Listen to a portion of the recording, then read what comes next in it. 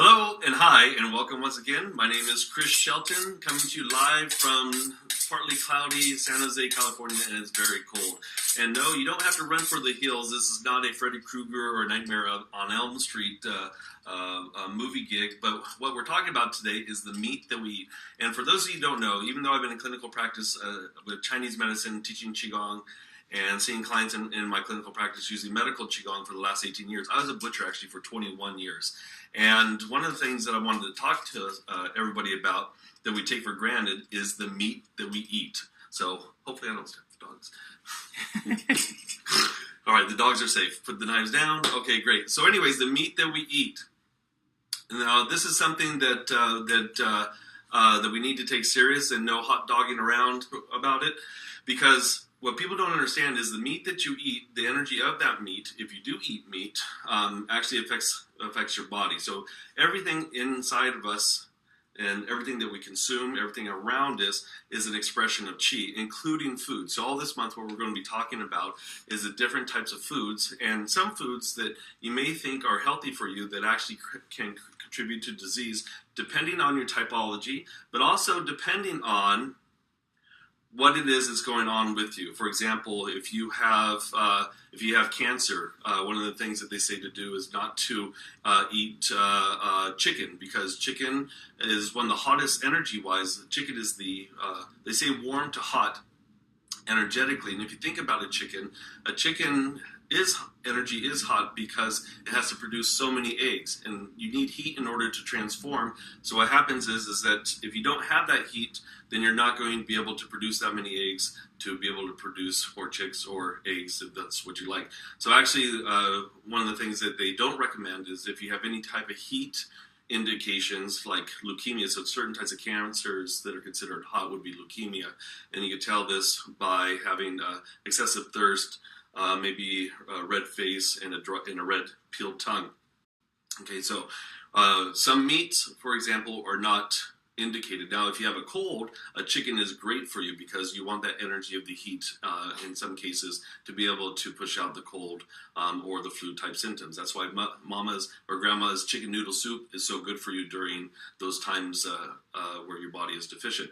So when we look at meat, so I just talked about chicken. Chicken, every animal is a certain energy type. Generally speaking, all meat in general benefits the spleen. So whether it's cold or neutral or hot, one thing in common is that it's all sweet in nature. And sweet foods energetically benefit your stomach, spleen, and your pancreas.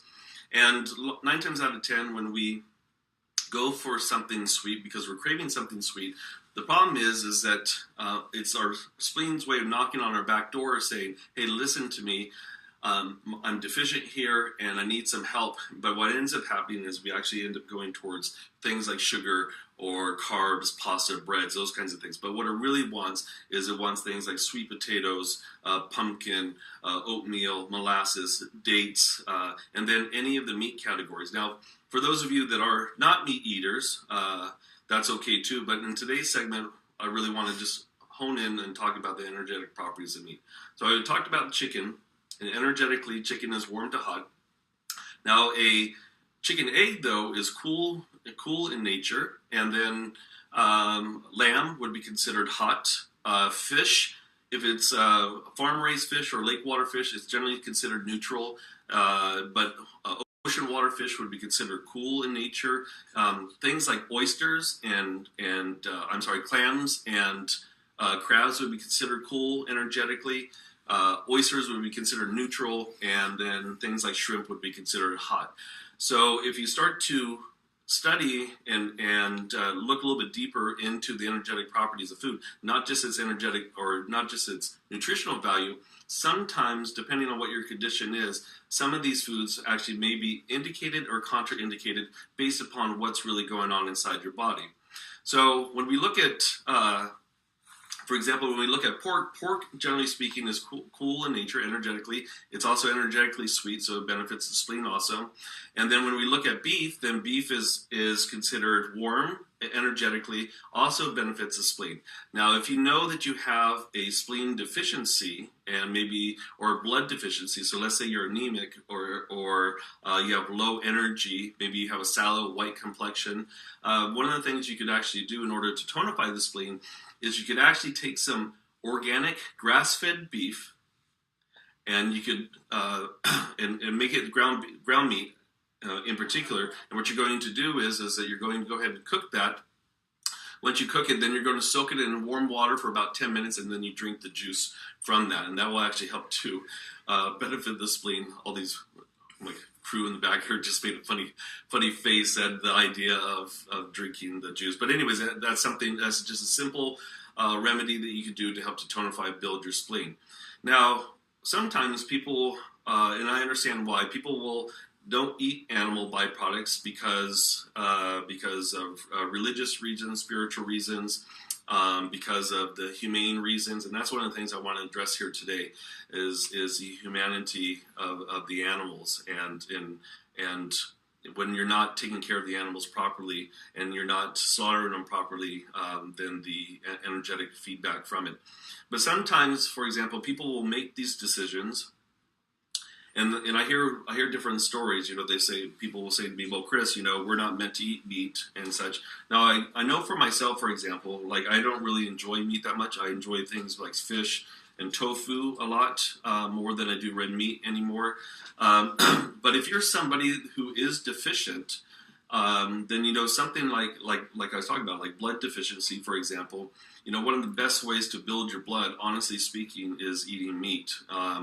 And when some people say to me, "Well, Chris, we're not meant to eat meat," I disagree with that. When the indigenous Indians owned the country before they were invaded, and all their buffalo and everything and livestock and such were slaughtered. What happened was that based upon the area for which those tribes lived is based upon what they ate. So yes, maybe some areas of the country, it was seeds, grains, and those types of things, and certain types of vegetables. Maybe in other parts of the country, it was more fish. But so it was based upon what their environment was and actually what they needed, and based upon where they lived would dictate actually what was going to be eaten. So for different people, for different reasons, meat is a yes or it's a no. But if you are somebody who eats meat, it's really looking at the energetic properties of meat itself.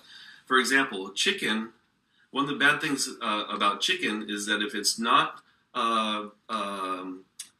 if it's stuck in a cage all the time, if it's not farm raised, if it's injected with antibiotics or steroids or something like that because everybody wants bigger breasts, and it might be fine on a human, but not necessarily on a chicken. It's not natural. Anyways, if you have meat like that that's been injected with hormones or steroids, the problem with that, with energetically that people don't understand, is it could cause things like infertility, male impotence, sterility, just to name a few. So these are things that we don't see, but when you start to mess around with the natural rhythm of life, these are some of the diseases or some of the consequences of using antibiotics and steroids. Now, when I was a butcher, one of the things that I had to do was I had to go to a local chicken ranch, and I'm not going to say its name, and I had to watch them slaughter the chickens. And these chickens were in cages, and these were tiny little cages. And there might be like 9 or 10 chickens crammed into these little cages here. That's not the way chickens are supposed to live. And then what would happen is that they'd actually have a guy. They'd open up the cage. A guy would hang them by their feet, and then supposedly the chicken would be dunked in this water. It was supposed to be that was supposed to electrocute them, and that was supposed to stun them. Then they cut the throat. I also had to go and I had to watch them slaughter the cattle, and sometimes, and this may be too grotesque or too much information for some people, but anyways, as they're corralling the cattle in, some of the cows did not know what was going on. They're just being corralled in. But some of those cows, I swear, by looking at their eyes, you could tell the fear of God. They knew something was around the corner. Something bad was about to happen to them. And when I was a butcher, what happened was that when those when those types of cattle came in and then they were slaughtered, what happened was that they're hyperventilating. Well, guess what? When the animal is scared, all that adrenaline, all those hormones actually get stuck in the meat. And we actually used to call it cutter beef when I was a butcher. And they would tell us, well, you still have to sell it because it doesn't taste any different, but the color was different. Actually, the color of the meat was purple. So if you ever go into a grocery store and you're buying meat and the meat is purple, that's called cutter beef. That means that that animal was afraid at the time of slaughter.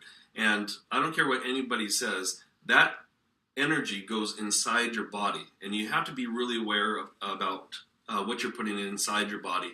And sure, maybe once or twice it's not going to affect you, but the accumulation of this kind of stuff will actually, I believe, start to contribute and create diseases inside the body.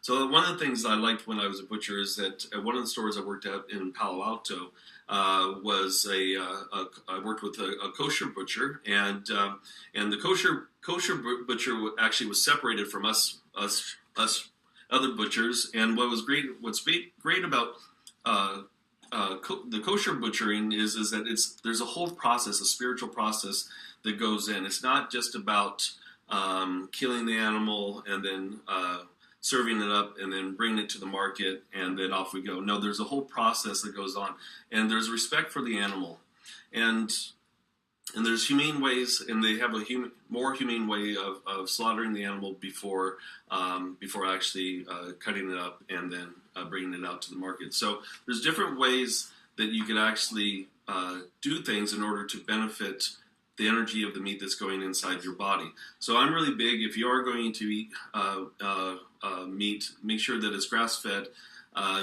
make sure that it's out on pasture, walking around. These cows should not be stuck in the mud. They should not be eating grains and corn and all that kind of stuff. It's not good for them, and it's also not good for us as human beings. So really pay attention. And yes, it does cost more money to buy grass-fed beef, which is unfortunate, or beef that is not injected with hormones or antibiotics, that can walk the land and eat off the land. So it does cost much more money, but you have to look at also too in the long term of your health. How is it going to affect my health? If I take the shorter route and then I end up saving a few extra dollars, but I'm eating meat or I'm eating chicken that's been injected with hormones and or steroids. So when we're looking at meat itself, really look at how the animal's taken care of.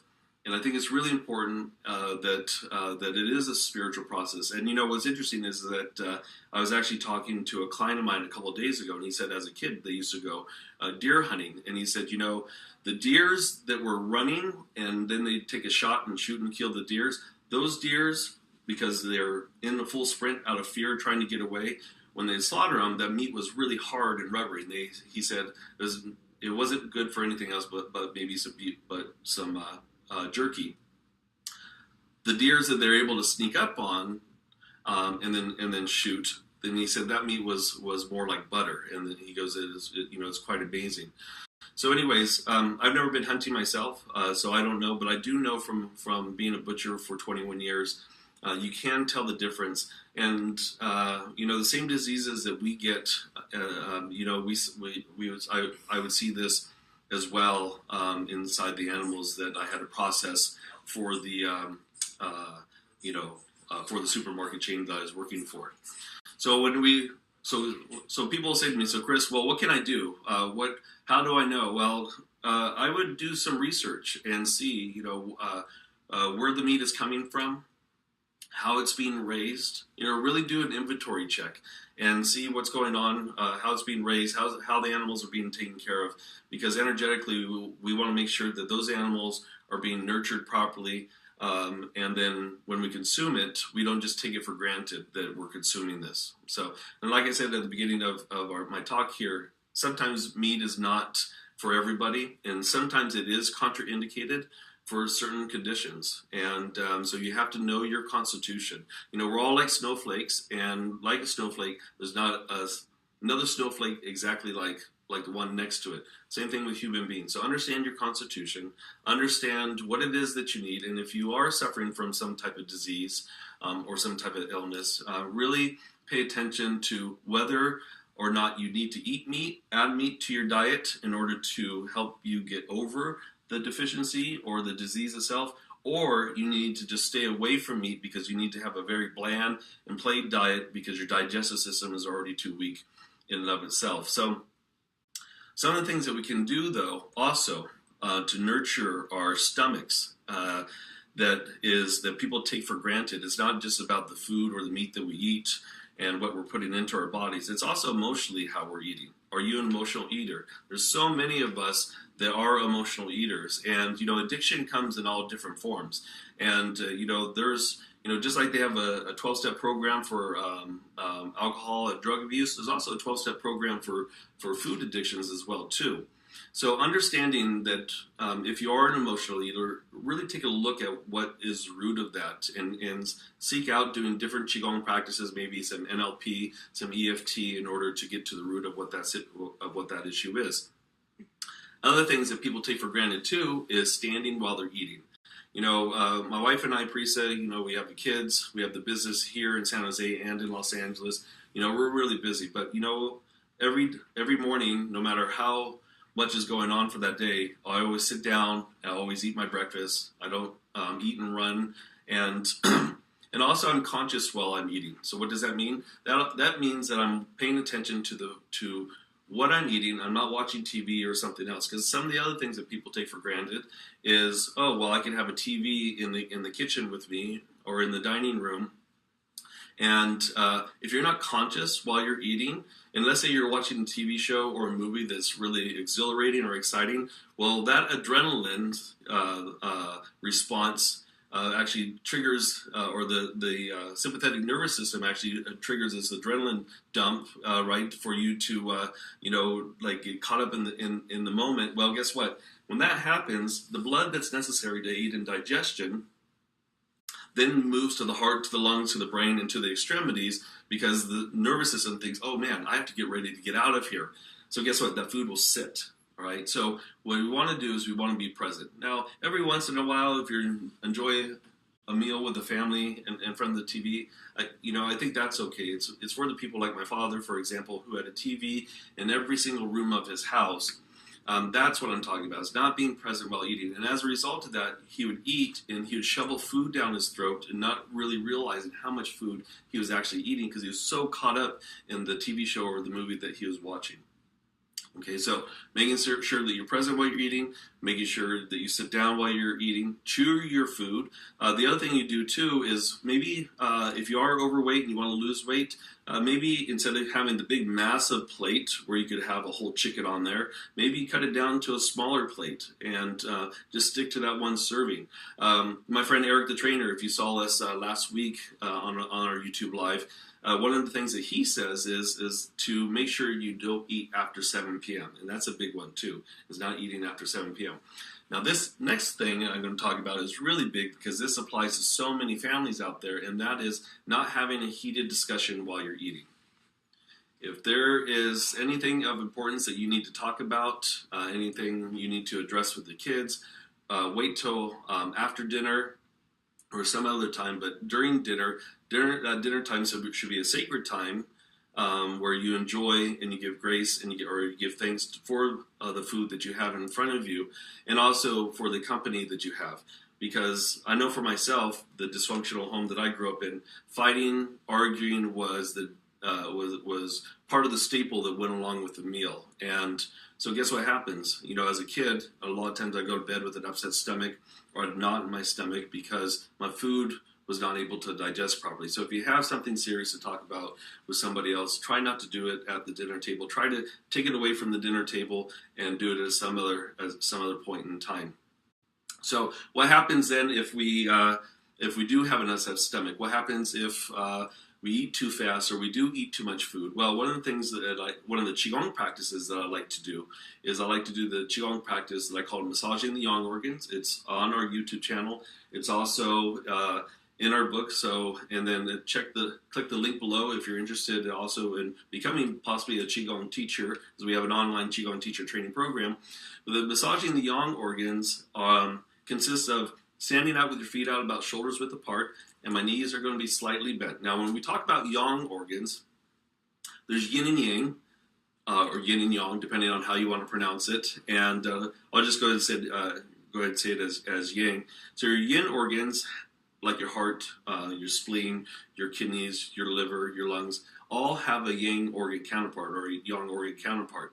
So the yang organs would consist of the large and the small intestine, your urinary bladder, your gallbladder, and your stomach. And so what you're going to do with this practice is you're going to stand with your feet out about shoulders width apart. The knees are slightly bent. I'm going to gently roll the sacrum underneath, tucking my chin. Breath is through the nose. Tip the tongue gently curled to the roof of the mouth behind the teeth, as if saying the letter N. And what's going to happen is that I'm going to start off first by pulling down the heavens 3 times, inhaling and exhaling. Just imagine that this divine energy is coming in. Inhale and exhale and inhale. 3rd time. Okay. From there, I'm going to inhale, bring the arms up, and then I'm going to exhale, allow the arms to gently swing down.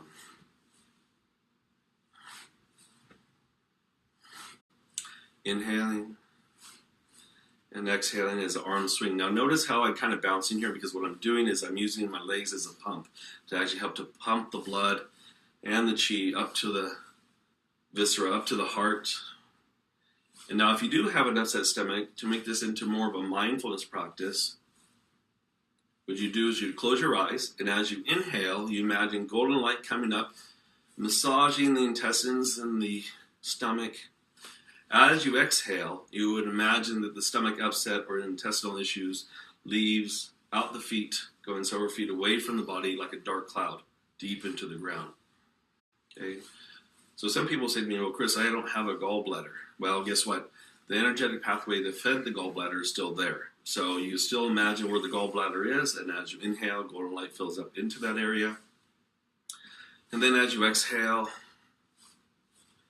imagine that the toxicity, the upset, stomach upset, intestinal issues, bladder issues, gallbladder issues, actually leaves out the bottom of the feet like a dark cloud, going several feet away from the body and deep into the ground. So such a simple practice to do. You know, you can actually walk and do this as well too. But like I said, if you want to make this into a mindfulness practice, then you close your eyes, and as you inhale, you imagine this golden light coming up, massaging the yang organs. Then as you exhale, you imagine any toxicity from the body leaving out the feet, going down deep into the ground.